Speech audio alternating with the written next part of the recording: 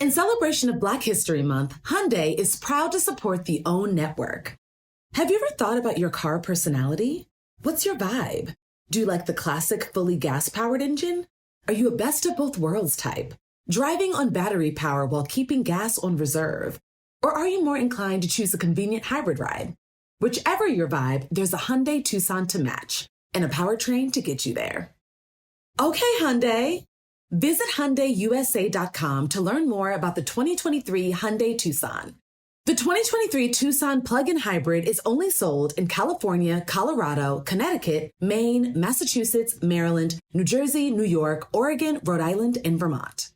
Through 25 seasons, 4,561 episodes, I believe The Oprah Winfrey Show was one of the greatest classrooms in the world. I really never thought of it that way. The aha moments, the breakthroughs, the LOLs, the connections, the occasional ugly cry. I miss him so terribly. I miss him every single minute. The moments that mattered. The eye-opening life lessons. Never allow them to take you somewhere else. I'm bringing them back. It's time to open the vault. I've personally chosen these classic episodes to share with you again. Every single person you ever will meet shares that common desire. They want to know, do you see me? Do you hear me? Does what I say mean anything to you? You are listening to The Oprah Winfrey Show, the podcast. Paradise by Toni Morrison. You had 7 weeks to read it, but if there ever was a book that required more time, it was this one. I have read it twice, almost 3 times. I heard from many people this month. Some admitted that they could not make it to paradise, that they just couldn't make it to paradise, and even readers who did finish still felt a little confused. So the first time our book club became a class, we needed help. Before we get into it, though, let's take a look at a few things we learned right off the bat. Take a look. The book is called Paradise. Repeat after me. Paradise. Our 13th book brought us to prestigious Princeton University in Princeton, New Jersey, where 20 viewers and I became Paradise pupils for a day. It's a natural setting, not only because it's a place of higher learning. Woo, girl, did we need that. But it's also where author Toni Morrison teaches.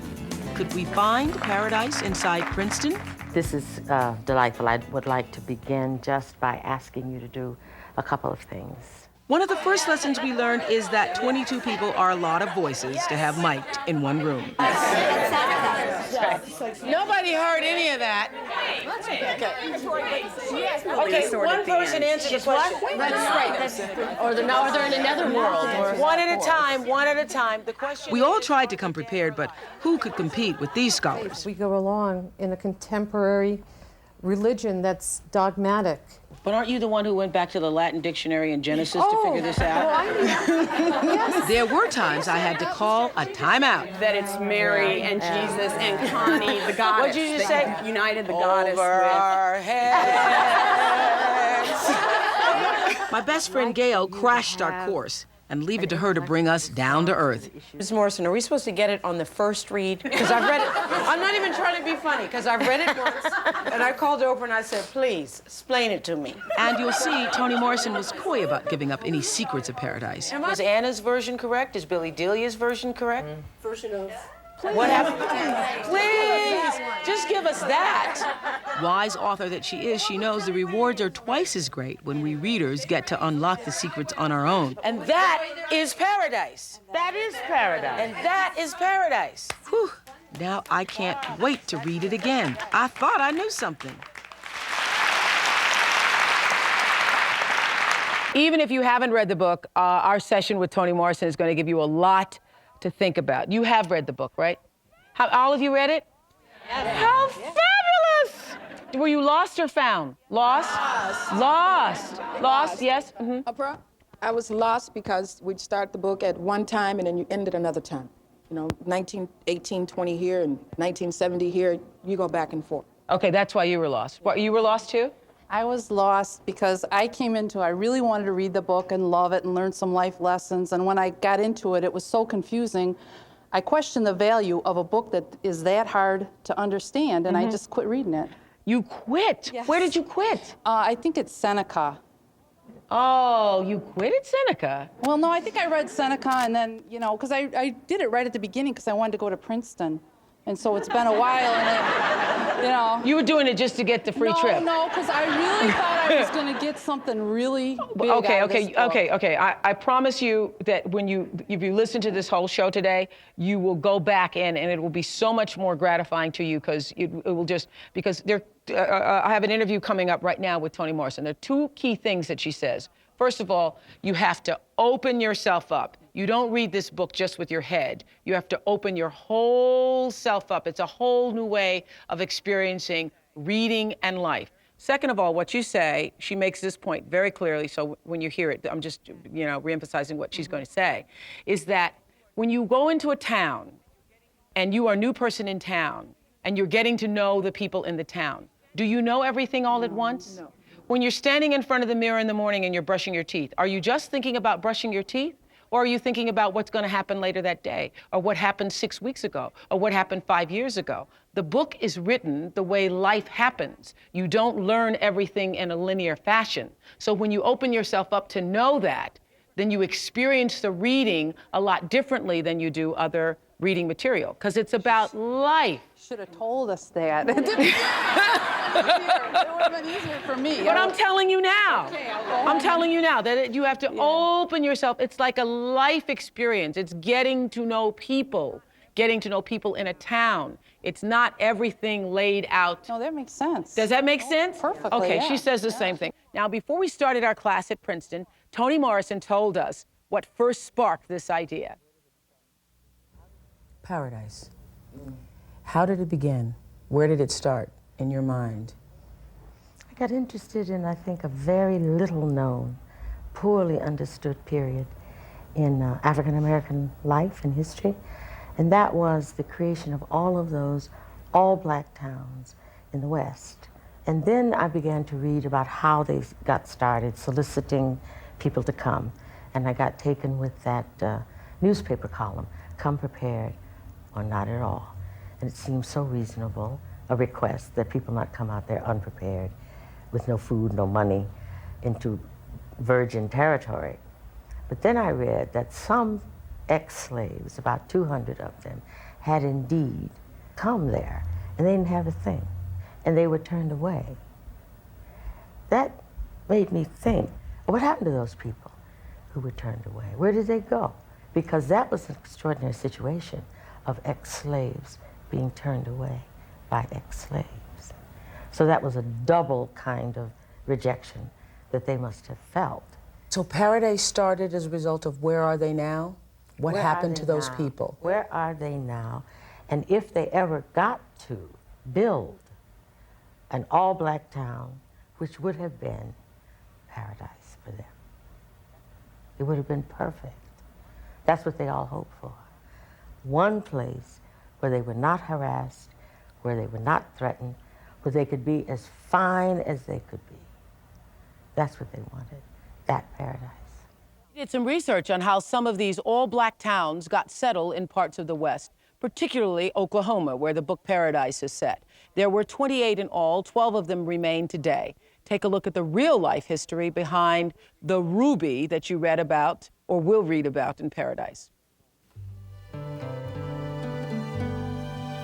This is a place that time went by. We took nothing and made something. I live in Bowling. Is there any place else to live?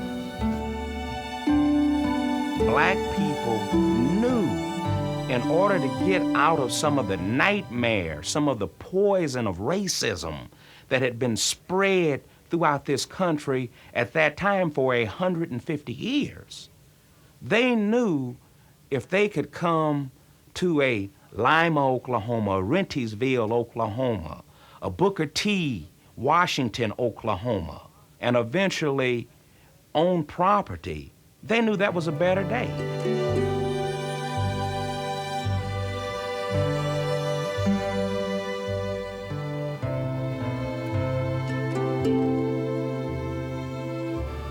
We'd wake up in the morning, the university wouldn't have water, the city wouldn't have water. So I told the governor, I said, I am without water. I haven't been able to take a bath.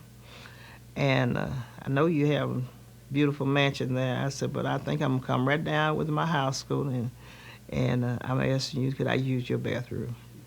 And he said, he laughed and told him when we submitted our proposal, he said, whatever, that mayor in Langston, Oklahoma won't give it to her.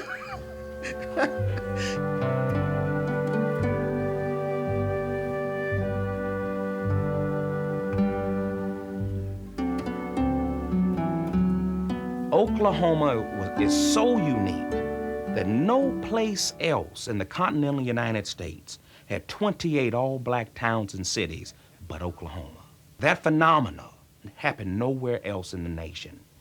Booker T. Washington came to Boley, Oklahoma twice, and he deemed it the finest black town in the world. So the dream, go west, young man, transcended race. And African Americans took advantage of that. Tell me your caddy just ain't been driving right, baby. Oh, no. It's always nice to be in the majority, you know what I mean? And that's what a black town gave me, being in the majority.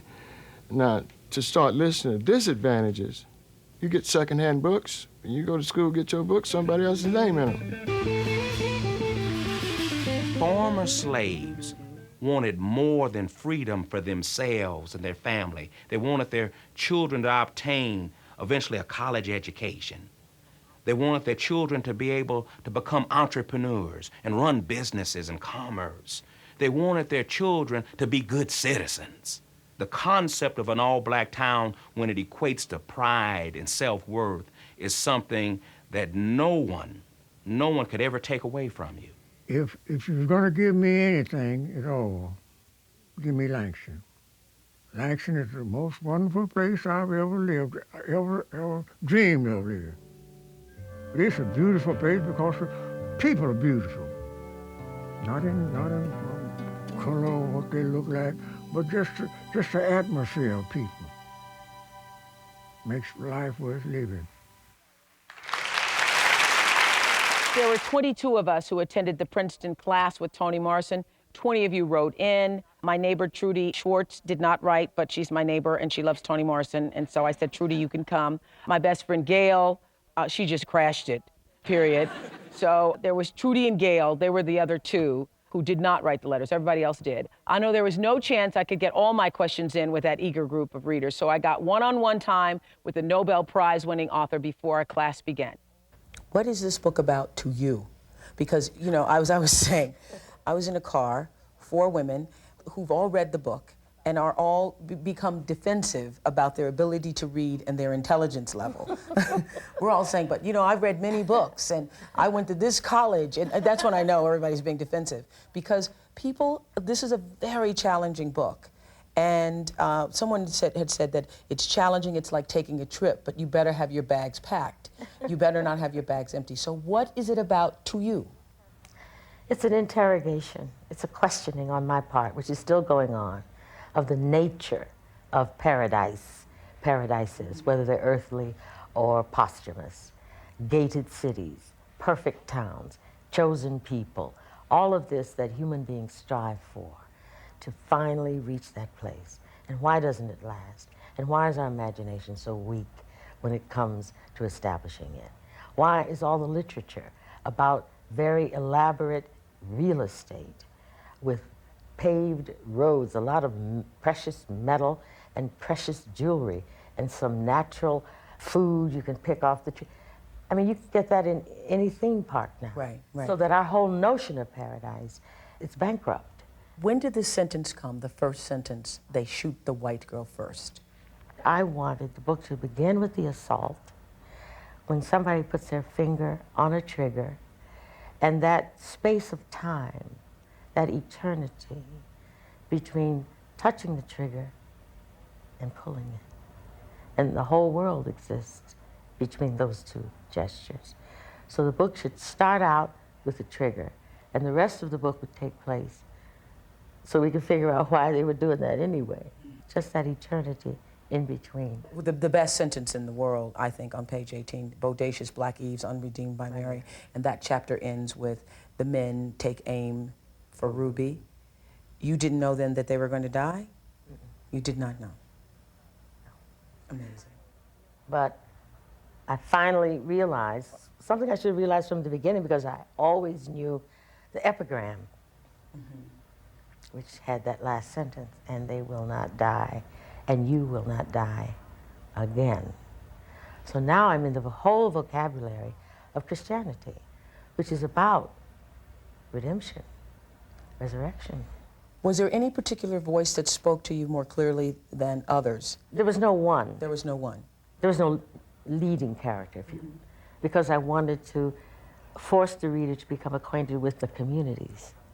I wanted you have to look at each one of these people and figure out who each one was, and then see their relationship to each other and how that changed in each of these paradises. And I wanted the weight of interpretation to be on the reader, the way you do when you walk into a town. When you walk into a neighborhood, you don't know anybody. Do you really just want to know the one person who seems to know everything about the neighborhood? I know. That is exactly what is so fascinating about this book, that it's about life. It's the same way you approach life. Yeah. You don't know everything all at once. Right. Exactly right. I find that so fascinating, because I've run into a lot of people who think, does she know that that's what's happening with people? You intended that to happen. Absolutely. And I intended people to know and remember that no matter what you're doing, you get up in the morning, you do this, and then you do something else, and that's linear chronological time. But we don't really live that way. We're standing at the sink, doing the dishes, or brushing our teeth, but we're thinking about something that happened a week ago, something that might happen tomorrow or next year, something that happened 50 years ago. Because even though we're standing in contemporary time, our minds are not. We're layered in time, so that the book is layered that way, so that people are going forward and they're thinking about something that took place a long time ago. Is there anything you want people to come away from it? What I sense is everybody comes away with something different. I feel that that's the way it should be, that there isn't one interpretation. I wouldn't want to end up having written a book in which it was a formula and a perfect conclusion, and that was the meaning and the only meaning. There should be several. If it's worth writing, it's worth going back to later. It'll be different, even for you, Oprah, 15 years from now. Oh, it'll be different for me tomorrow after this study group. Now, does it surprise you that we need a study group? And as I was reading it, I thought, what we need is a study group. We need a study group. Sure. Novels are for talking about and quarreling about and engaging in some powerful way. However that happens, in a reading group, a study group, a classroom, or just some friends getting together, it's a delightful, desirable thing to do. And I think it helps. Reading is solitary, but that's not its only life. It should have a talking life, a discourse that follows it.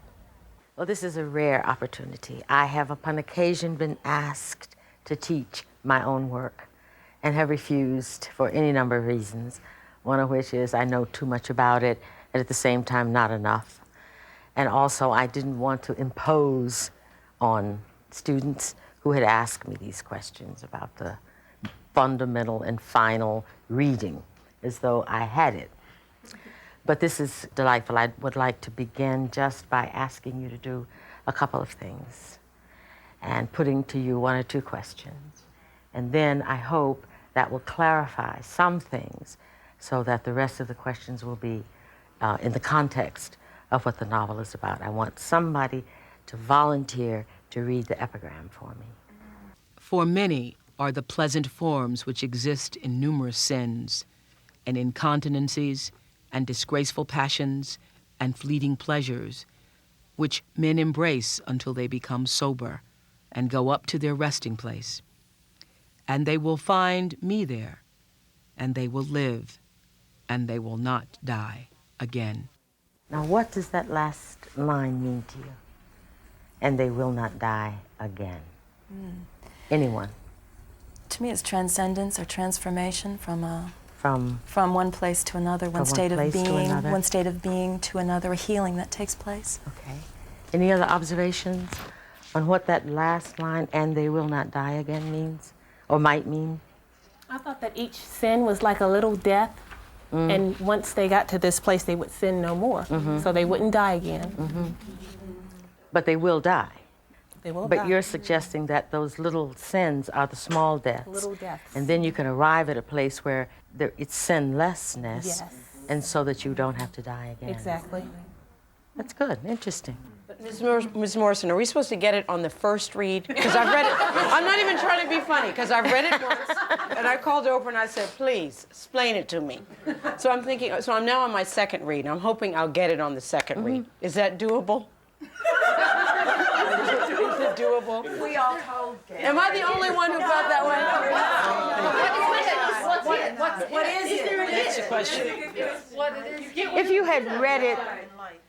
If you had read it initially, as a friend of mine calls it, read it to the bone, the first time, it would have been possible to sort of, quote, get everything.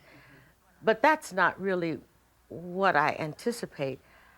I would like for you to have an intellectual response to the issues being debated here, the kinds of things. And that may be easier than you think. I think what may have blocked you and maybe some others from understanding it fully the first time is because it does have that vocabulary. It does require an opening up. I went to college. I'm really kind of smart. But there were a couple of times I'd read a page 3 or 4 times. Okay, let's talk about the opening up. What do you mean by opening up? I mean that you enter the landscape of a novel.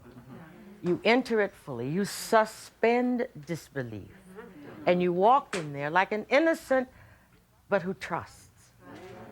And you trust the narrator. You trust the book. It's risky.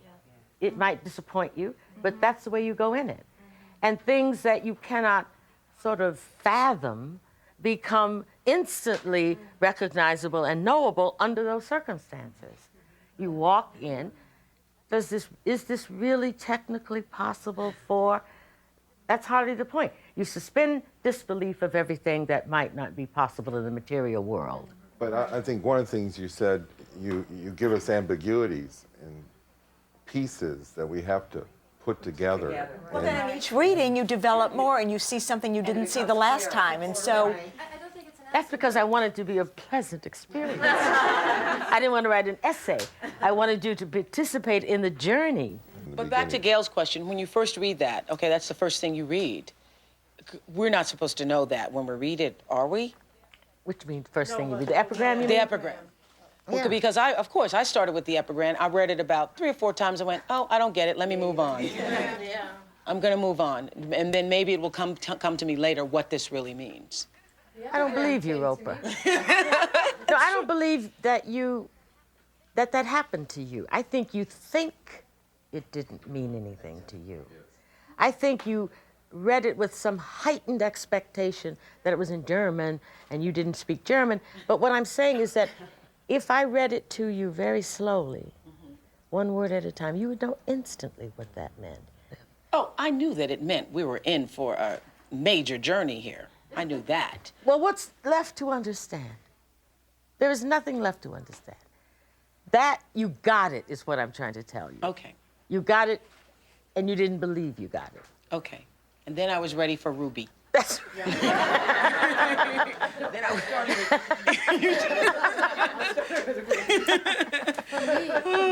I want to throw out something that relates to the other characters. One of the things that fascinates me about this book is that there really aren't any villains.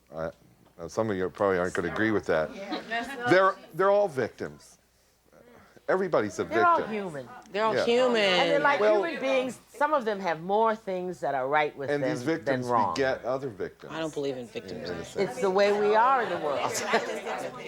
We all think. Yes, what? Can I ask one Yeah, question? one more question. Then we got to go character by character. Go ahead. Ms. Morrison, when you sit down to write a book like this, do you think of these connective thoughts ahead of time, or does this develop as the characters go on, and then you connect these special places? Well, most of them I think in advance, but there are other things that you can't know until you get in the writing and you say, the connection is already there, even though I didn't anticipate it.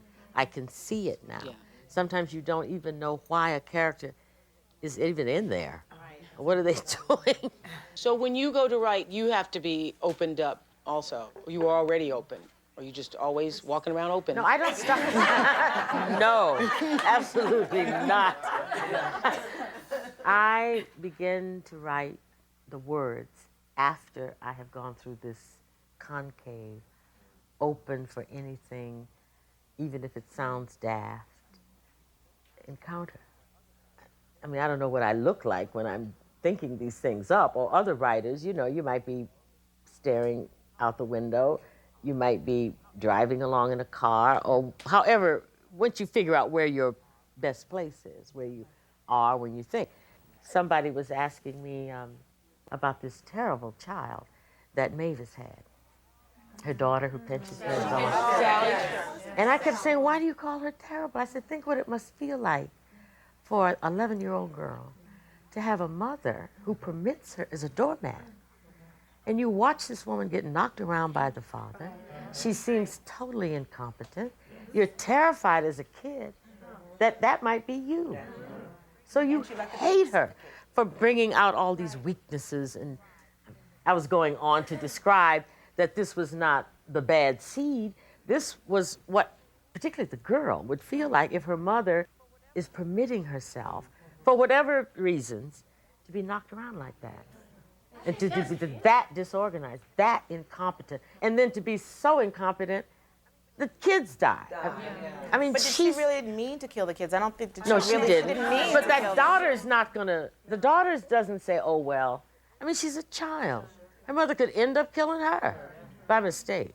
So she's very afraid, isn't she? The little 11-year-old. Yeah, and later, she's frightened. Yeah. But the power is over there with the father. And so when she's being hateful to her mother, it's out of a desperate need to know what are the boundaries. When you were talking about Mavis and you said that she was incompetent, and I didn't necessarily see Mavis that way. I saw Mavis, you know, a woman coming from domestic violence, and when she ran away, it's that one line in the book that I remembered. She looks back at the hospital and she says, I was there 15 times, 4 times for childbirth. In today's society, we'd call her a battered woman. We wouldn't consider her incompetent. That's So a scary thing when you have a grown parent who cannot defend herself. How can they defend you? She can't even feed them properly. She's thinking, oh, what? Spam? Wieners? Yeah. Was it a store? Sunglasses? I mean, she is totally demoralized. Yeah. And so which is a thing I think battered women need to know about themselves through the eyes of their children. Because That's a lot of right. people say they stay because of the children. He beats me, but he's good to the children. It's, I think, in many cases, if not most, the damage, the psychological damage by watching that abuse is worse than even taking it. They can't defend you. The children can't defend you. And you're not defending yourself. And they are in danger because, A, maybe I will grow up to be like that, which is nothing. It's kind of rethinking that whole idea of all paradises in literature and history and so on, and in our minds and in all of the holy books, are special places that are fruitful, bountiful, safe, gorgeous, and defined by those who can't get in. Yes. Yes. Exactly. And you have to exclude and feel the status of being elect. Oh, got it. Key. That's key.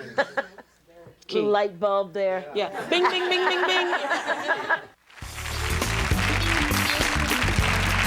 One of the things that confounded many Paradise readers was whether the women in the convent were black or white or Hispanic or mixed or what were they? Toni Morrison withheld race information intentionally so readers would know her characters. I will tell you, the first time I read it, I thought I was fortunate enough to be one of the first people to read the original manuscript. So one of my notes on the side was, Toni needs to clarify what race these women are.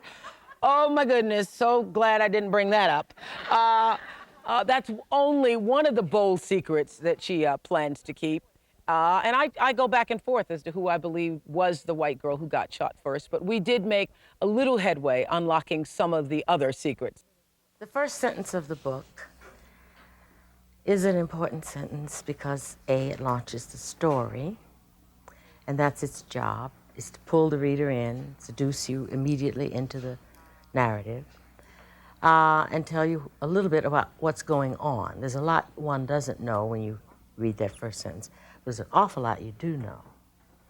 I didn't write, they shoot the tall girl first, or they shoot the fat girl, or the thin girl. I mean, I said white, which means that race is going to play a part in the narrative. It may not play the part we are used to race playing in identifying who is black and who is white and what does all that mean. It played another kind of role, which was to signal race instantly and to reduce it to nothing.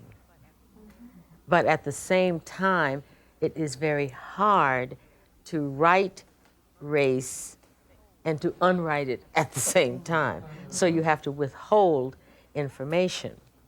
And that means that some readers were deeply preoccupied with finding out which was the single one, who was white. That means you have to decide who the three are black.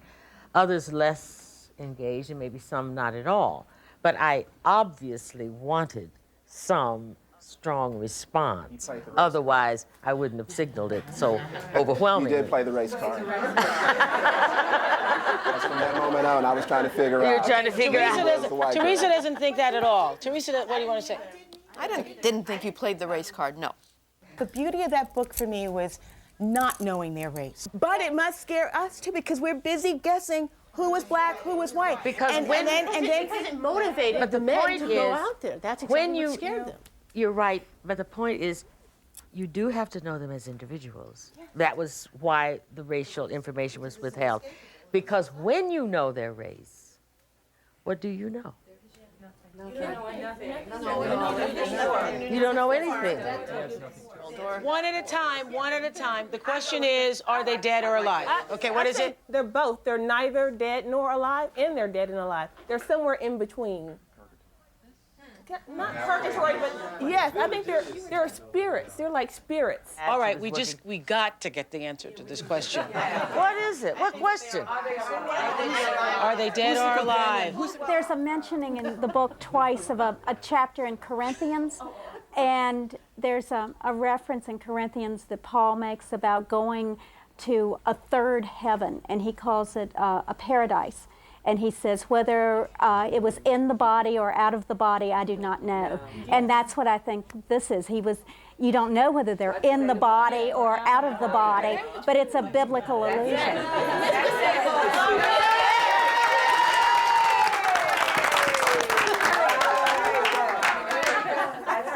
That's good.